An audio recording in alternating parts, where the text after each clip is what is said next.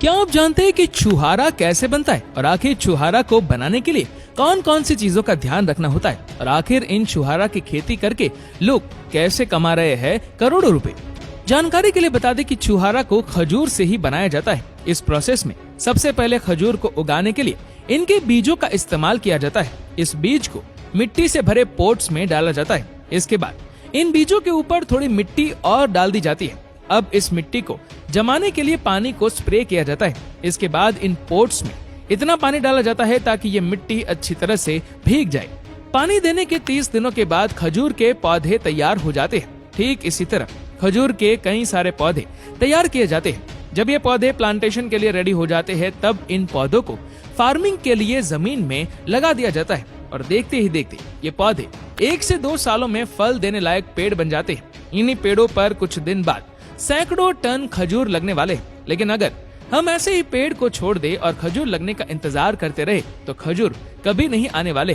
पेड़ में खजूर लगने के लिए एक प्रोसेस करना होता है जिसे पॉलिनेजन कहा जाता है, जिसमें एक पेड़ केवल मादा का होता है और दूसरा नर का होता है और नर अलग अलग खजूर की किस्म होती है। इसीलिए इसमें फल लगने के लिए इसको फर्टिलाइज करना होता है।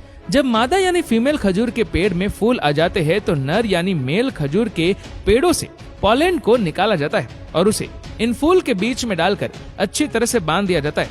फर्टिलाइजेशन की वजह से कुछ हफ्तों बाद ही खजूर में छोटे छोटे हरे रंग के फल आना शुरू हो जाते हैं, जिसके बाद खजूर के कई सारे गुच्छे आना भी शुरू हो जाते हैं। जिसके बाद इन खजूर के ऊंचे ऊंचे पेड़ों पर चढ़कर इन खजूर के गुच्छों को तोड़कर नीचे फेंक दिया जाता है। इन सारे गुच्छे को तोड़ लेने के बाद इनको बड़े बड़े ट्रकों में भर लिया जाता है, जिसके बाद इनको छुहारा जिस जगह बनाया जाता है उसी जगह ले जाकर अनलोड कर दिया जाता है। जिसके बाद ये लोग इन खजूर को गुच्छे से कुछ इस तरह से अलग करते हैं। आप इस वीडियो में देख ही सकते हैं कि ये लोग किस तरह से खजूर को गुच्छे से अलग कर रहे हैं। कई जगहों पर कुछ इस तरह से भी खजूर को गुच्छे से अलग किया जाता है। जिसके बाद इन सारे खजूरों को इन टोकरियों में भर लिया जाता है। जिसके बाद इन टोकरियों को पानी से भरे हुए एक बड़े से बर्तन में धोने के लिए डाला जाता है। जब इन सारे खजूरों को अच्छी तरह से धो लिया जाता है तो इसके बाद इन सारे खजूरों को एक बड़े से आग के ऊपर रखे हुए पतीले में डाला जाता है। दोस्तों, ये कोई छोटा मोटा पतीला नहीं होता बल्कि एक बहुत बड़ा पतीला होता है जिसमें खजूर की सिर्फ एक टोकरी ही नहीं बल्कि कई सारी टोकरियां डाली जाती है और साथ साथ इसमें खाने का सोडा भी मिलाया जाता है। जिसके बाद इसको 10 से 15 मिनट तक उबाला जाता है। इस वीडियो में आप देख ही सकते हैं कि कैसे ये लोग इतने सारे खजूर को इतने बड़े पतीले में इतनी अच्छी तरह से उबाल रहे। जिसके बाद इन सारे खजूरों को 5 से 6 दिनों तक खुली धूप में सूखने के लिए छोड़ दिया जाता है और सूखने के बाद ये खजूर कुछ इस